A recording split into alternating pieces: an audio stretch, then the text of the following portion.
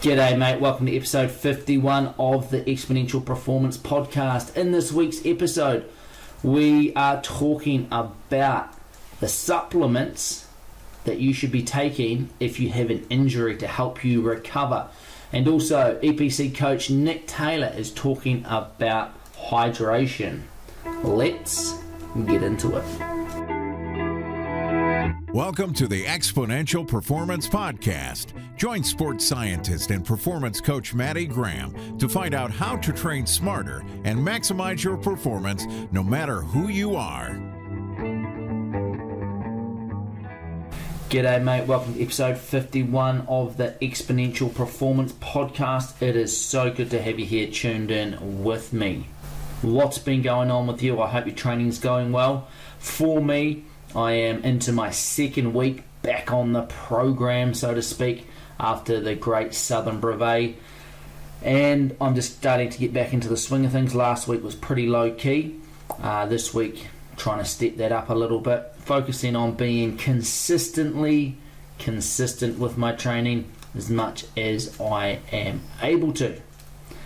Last week I said I was going to release a video about some of the strength training sessions that I have been doing. I didn't get around to that last week. I've got a bit of a backlog of videos to process before they can be released, but that will be live later on this week.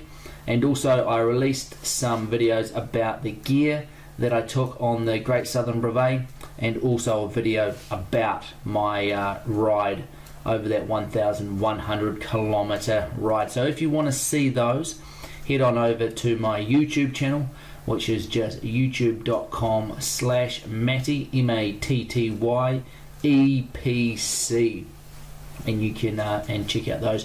Also got a bunch of other videos over there as well. I recently released one about how to keep fit while you travel, and also about how to build your endurance with LSD, or long slow distance. I'll put a link to those two videos in the show notes over at exponentialperformancecoaching.com/51 for episode 51, or you can go over and check those out at the YouTube channel. Remember, all of the podcasts also go up over on my YouTube channel, and last week I actually added in a few little additional bits and pieces to the video, which were photos of my recovery from the Great Southern Brevet. And I'm going to try and do that with the podcast over on YouTube from now on, add in some photos about different things I'm talking about, or different charts or graphs, try and make them a little bit more useful rather than just the audio over on YouTube. So I'll keep that in mind, and I'm going to keep working on doing that. Now, what I'm going to do is pass over to EPC coach Nick Taylor, and he's going to give you a bit of a rundown on what he's been up to with his training. Nick, over to you.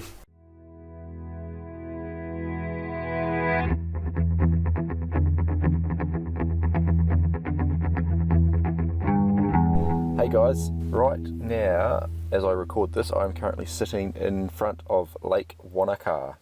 This weekend Challenge Wanaka is on, a half Ironman in Wanaka, New Zealand, and looking at the swim course, it is gorgeous. If you're swimming out there right now, you'd be swimming in some very flat water, so fingers crossed in a few days time it remains calm for you, and if you're doing it, I wish you all the best. Make sure you let us know how you get on. Quick update from me on my training. Last week, as I mentioned, I was in the first week of a build cycle. So it's about a 14-hour week for me, which, given I work a full-time job and also do some coaching and have a life, 14 hours is sort of a biggish week. Last week I think I drove about 1,500 kilometres for my job, so to squeeze in 15 hours of training was quite a lot. However, one of the sessions I did was partaking in an event called a Fun Duro. Now, those familiar with mountain biking events will have heard of enduros. Essentially, it's like a downhill race where the downhill sections are timed, but you have to then get yourself pedalled back up to the top of the next section. So instead of a straight downhill race on one section of a track, it's a build-up of 4 or 5 different sections, and each of the downhills are timed, but the uphills aren't.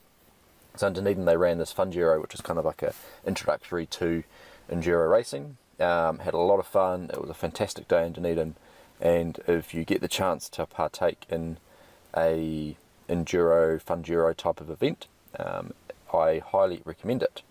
A little bit different to what I'm normally used to as well from a sort of a cross-country or a marathon racing background, but I think that's why I enjoyed it so much, because it was fun, and there was no pressure there from a performance point of view, just a bunch of mates having some fun, bombing some downhills and enjoying some sun and maybe a beer or two afterwards. This week I am having a bit more of a recovery week. Again, I'm on the road for work, but I've also got a family wedding this weekend, so that's kind of reducing my time and enabling me to have a bit of a recovery week before getting into some bigger volumes over the next few weeks as I build up to the Contact Epic.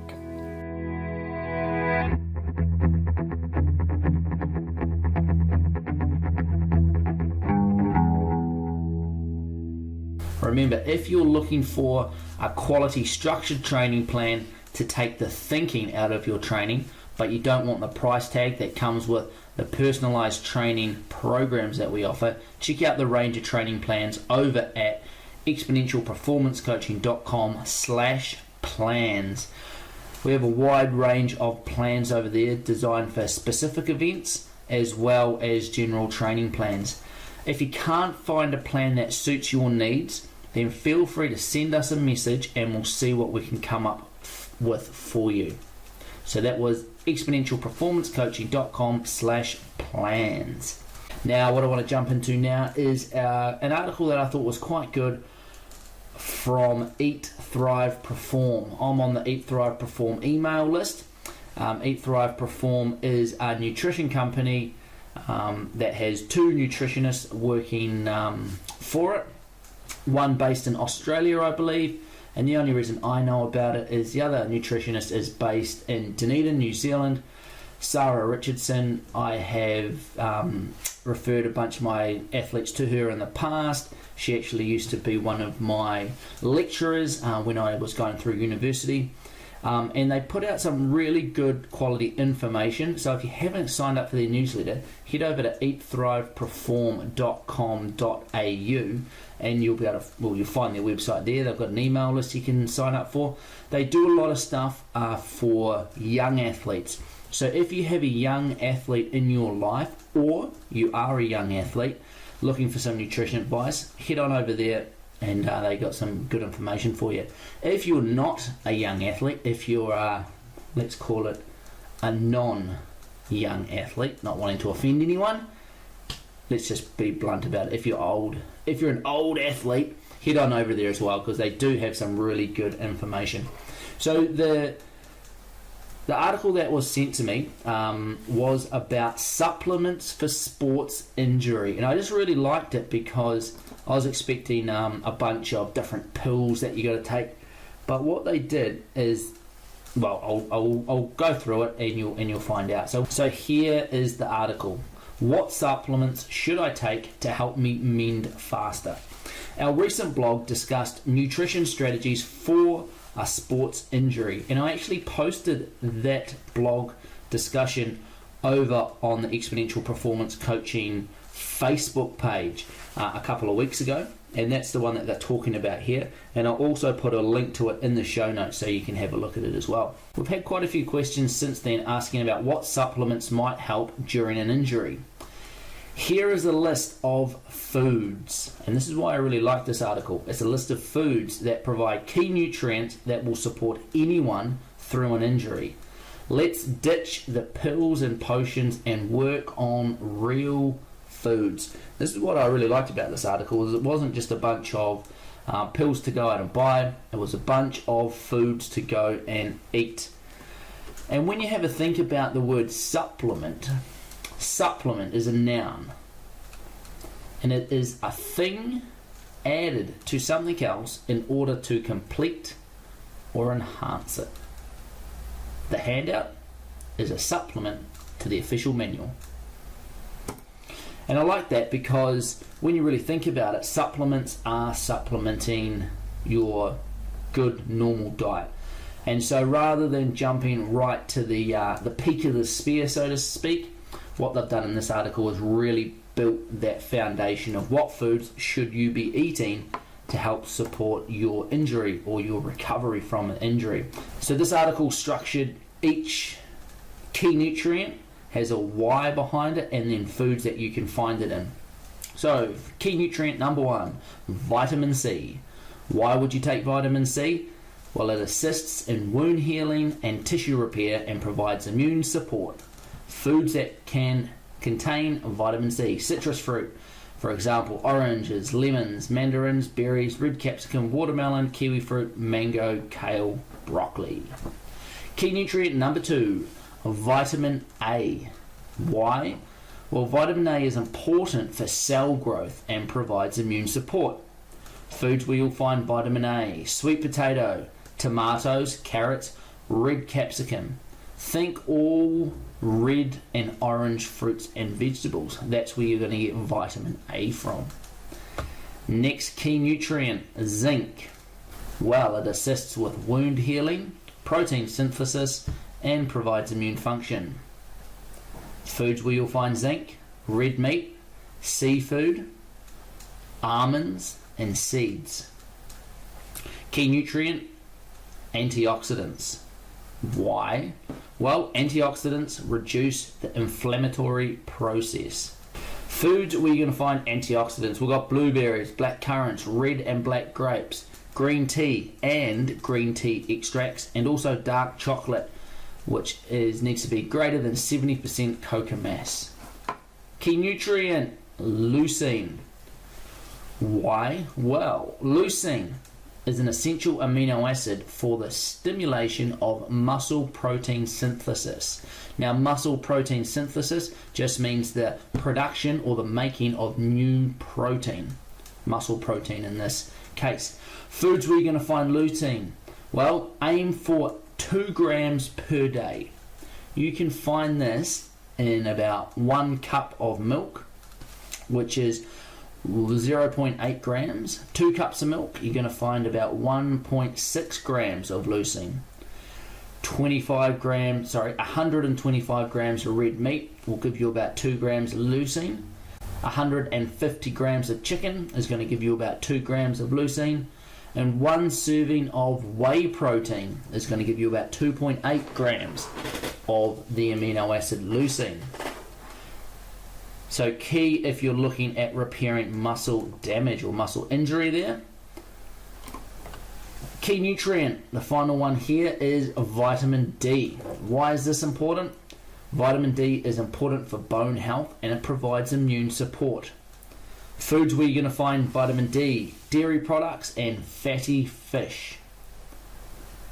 Also, you can get vitamin D from safe sun exposure, with the aim of getting somewhere between 5 to 30 minutes of sun exposure between 10 a.m. and 3 p.m. This is when the sun is at its most powerful or strongest. The rays are the strongest. And this is really based on skin colour. Now, the darker your skin, the more time you need in the sun. So for me, who is extremely pasty white ginger, I'm probably only going to need 5 minutes to get all my vitamin D sun exposure. If you're a darker skin tone, you're going to need a little bit longer. The final summing up comment is: always remember that paying attention to the real food we eat is going to support us in many more ways than a single nutrient in a pill. So remember to keep it real. So hopefully you enjoyed that article. I found it really interesting and I really liked how it outlined the key nutrient you're after, interesting about what it actually does, and then some real foods that you can get it from. So you don't need to be going out buying all these pills and potions.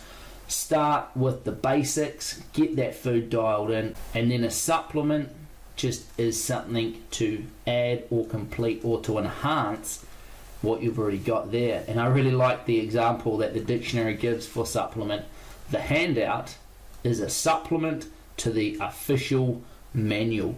Get that official manual dialed in first before you start chucking all the supplements at it. Like I said, I will post a link to that article so you can go and dig into it yourself.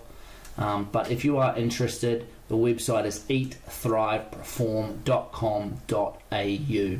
Just remember, if you want to help shape the direction of this podcast, then send us through a question or topics you would like to know more about, either via voice message over at exponentialperformancecoaching.com/ask or via a message through the website, Facebook or Instagram. That way we'll be able to give you the information that you're after to answer your questions, to help you train harder, but most importantly, help you train smarter. Now, EPC coach Nick Taylor is going to talk about hydration and a wee incident he had that reminded him the importance of hydration and how he should be managing things.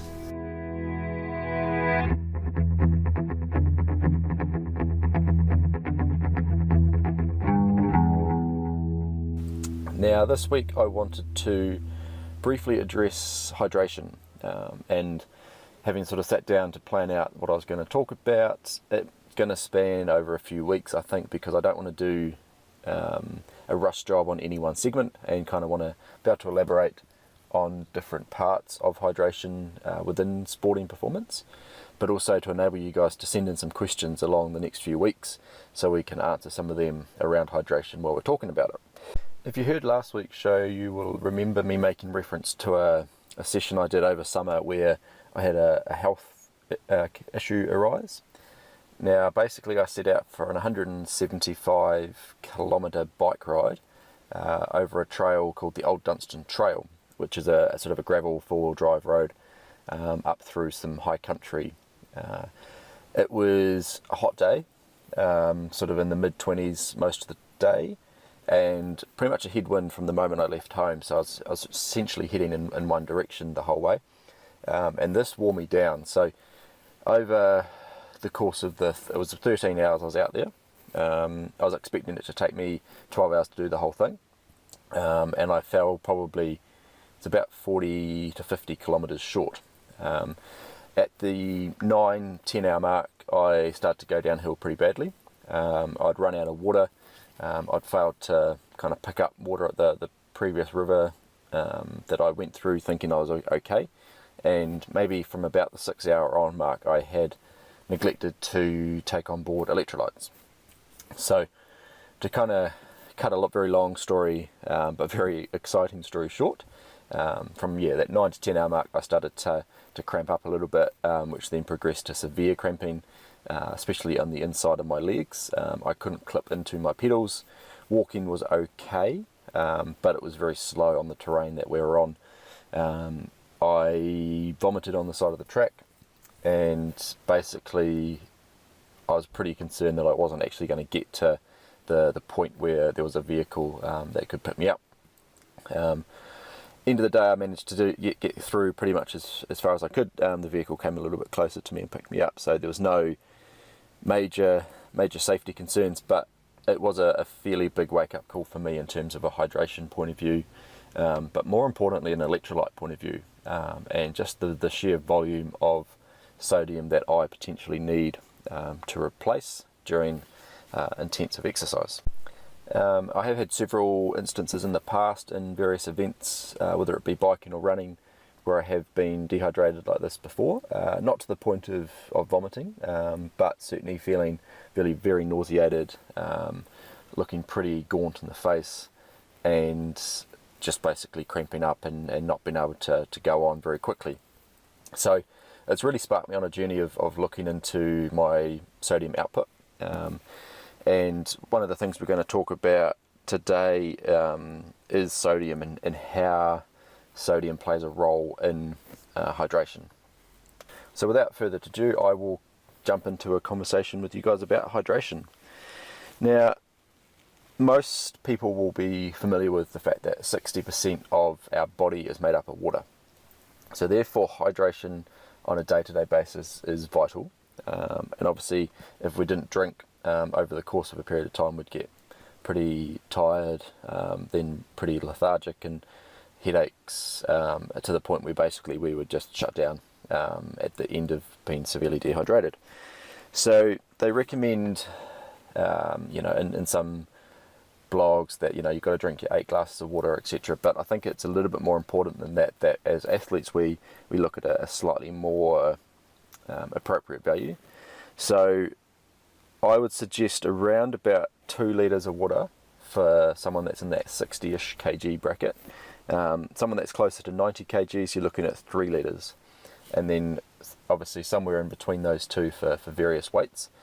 But also that's not taking into account any extra sweat loss from exercise.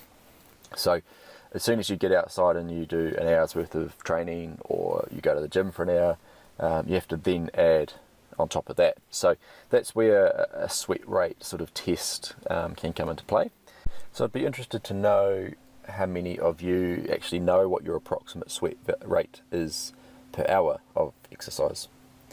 So one easy way to test this is to weigh yourself without any of your training gear on before you go out for a session. So go to the toilet before you put your gear on, jump on the scales, go out for a session for an hour or 2 hours, and then come back, take off your sweaty clothes, wipe down any sweat off your body with a towel, and that difference between those two body weights is how much you have sweated in that session. So if you've gone out for an hour, obviously that number can be applied to a per hour sweat rate. If you've done 2 hours, you then have to divide it by 2. And if you have drunk anything within that training session, you need to add that to the value of your sweat rate. So if you drank 300 mils of water in a 1 hour session and you'd lost a kg of body weight in that 1 hour, your sweat rate would be 1.3 litres per hour. Now, that seems like quite a large number. Most averages sort of sit between 600 to 1.2, 1.5 litres per hour, but it does vary a lot between individuals, but also especially individually it varies a lot based on how hard you go and the temperature. So if you live in a climate where the temperature is always fairly consistent, then you can get away with just sort of doing one of these tests. If you live in a environment like myself, where we can have 3 or 4 degree days all the way through to 20 to 25 degree days, you need to kind of do a couple of measurements to get yourself a decent spectrum. So because this test doesn't cost anything, you can essentially treat it like a normal training session as well. You can get a good range of different temperature tests. So therefore you know on a given day for a training session or for a race how much you need to be consuming from a liquid point of view. So from a pure hydration via water point of view, we have a rough 2 litres a day, up to 3, if not a little bit more, depending on your body weight. And then we also have the additional requirements from exercise. So they're basically your baselines for the day that you need to be aware of just from simply drinking water.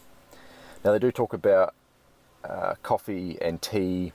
Obviously alcohol contains water as well, but if we look at just a pure drinking water, some people say if you drink coffee you have to have 2 glasses of water per every coffee you drink. I don't think that's necessarily true. Yes, coffee will be a diuretic to some point, but there is a lot of water in coffee itself. So I would say as long as you're hitting those baseline sort of targets, you can then have your coffee on top. You don't have to drink extra because you've had a coffee. Now, one of the main electrolytes that we lose in sweat is sodium. Now, as an electrolyte, sodium is partly responsible for helping us with muscular contractions, as it helps to transmit different nerve conductions in the body. And it does this in conjunction with potassium in what we call the ATPase, which is a pump basically sending sodium in and out of the cell, as well as potassium during muscular contractions. Another role that the body uses sodium for is fluid balance. So therefore having an adequate level of sodium in the body will maintain our hydration status better and prevent us from getting dehydrated Also, it keeps our blood volume in a better state as well. So the more blood volume we have, the easier it is essentially for us to get oxygen around the body and for us to transport various vitamins and minerals to the working muscles. Now, normal day-to-day sodium levels aren't generally too bad if we're eating sort of a balanced diet, and you might be adding a little bit of salt to some food. It's only when we start to do excessive exercise on a regular basis, or it's really hot, that we need to consider supplementing with some sort of sodium or electrolyte drink. The hardest part though is working out what level of sodium you need. So the amount of sodium we lose in sweat is very individualised, and people can have quite low sodium losses, around 200-300 milligrams an hour, and some people can have excessive losses upwards of 1500 milligrams per hour. So therefore the ability to know what your sodium sweat rate is quite important, especially when looking at what sort of hydration strategy to use for a race or training. Now, if you live in a city where you have access to a lab, or in some countries you can get access to some sweat patches that then the lab analyses.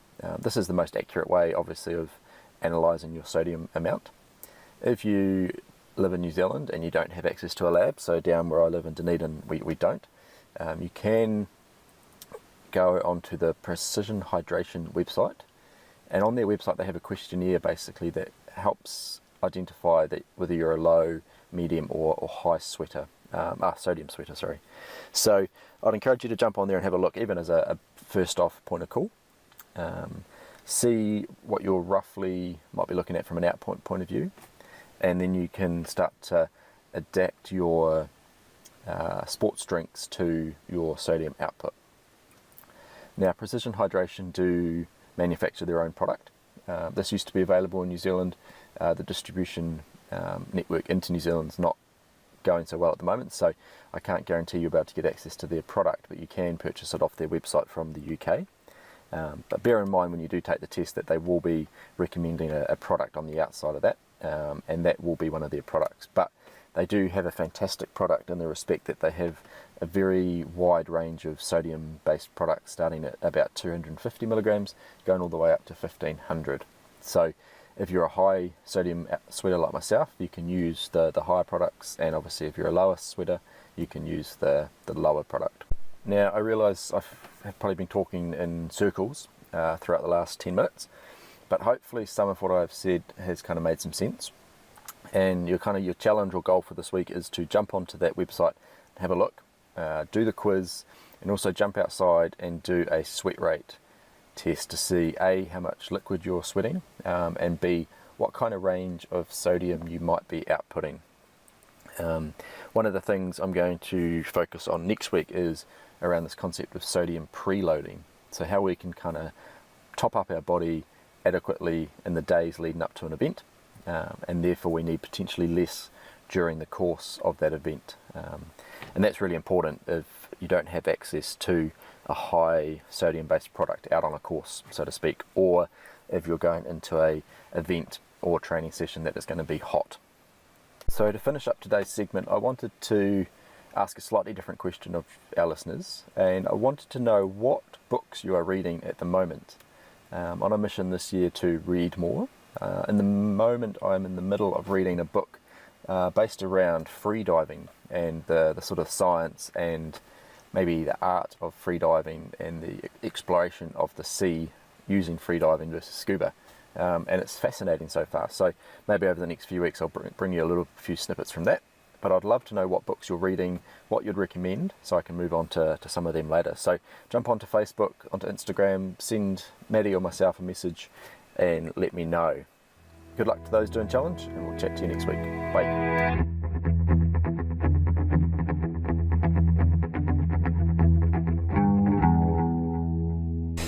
If you found this podcast helpful and you would like to see it continue into the future, then it would be greatly appreciated if you could head over to iTunes and take 30 seconds to leave us a review over there and a rating. These reviews help the podcast ranking, which helps the exposure of it. which will mean that is able to be sustained long into the future because we've got more people listening to it. We really appreciate all the reviews and comments that you leave, and we read through all of them, so please keep them coming. For all the resources mentioned in today's episode, and there was a lot, check out the show notes over at exponentialperformancecoaching.com/51 for episode 51. And to make sure you don't miss out on any of the upcoming podcasts or videos, make sure you head over and subscribe to my YouTube channel over at youtube.com/Matty, MATTY,